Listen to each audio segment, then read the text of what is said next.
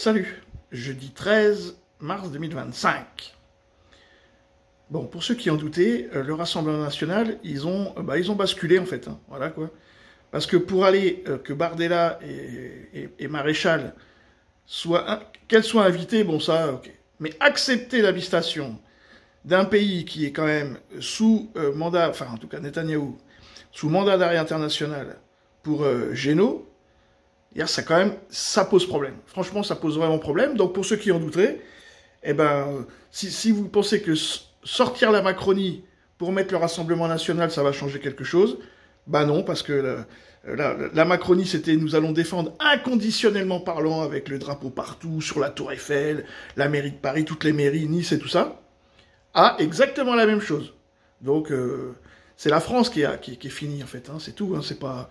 Tous les leaders politiques sont à peu près pareils. On pourrait imaginer que les héritiers de Jean-Marie Le Pen et du FN, multicondamnés pour antisémitisme et négationnisme, seraient un jour les invités du gouvernement israélien.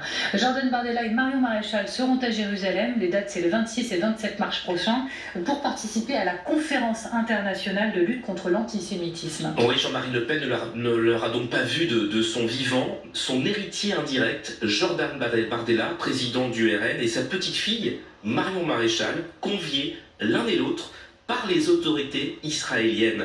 Jordan Bardella, au titre du groupe Les Patriotes pour l'Europe, qu'il préside au Parlement européen. Il parlera de la montée de l'antisémitisme en France depuis le 7 octobre 2023. Et Marion Maréchal, eurodéputée qui siège dans le groupe ECR, elle a reçu une lettre officielle du cabinet du Premier ministre de Benjamin Netanyahou. Deux invitations séparées qui signent de manière spectaculaire la normalisation des relations entre Israël et l'extrême droite française. Jordan Bardella et Marion Maréchal seront même conviés à des visites aux frontières nord et sud d'Israël afin de mieux comprendre la politique menée par Netanyahou. Un tournant dont se félicite ce matin Marine Le Pen. Incontestablement, c'est historique. Et je pense qu'avec la persévérance, l'énergie que nous avons mise à lutter contre l'antisémitisme, à être les protecteurs de nos compatriotes de confession juive, à être, comme je le souhaitais, peut-être le meilleur bouclier pour eux face aux attaques du fondamentalisme islamiste. Le Rassemblement National aujourd'hui, le meilleur bouclier contre l'antisémitisme. Ah oui, je le crois, oui. Yeah.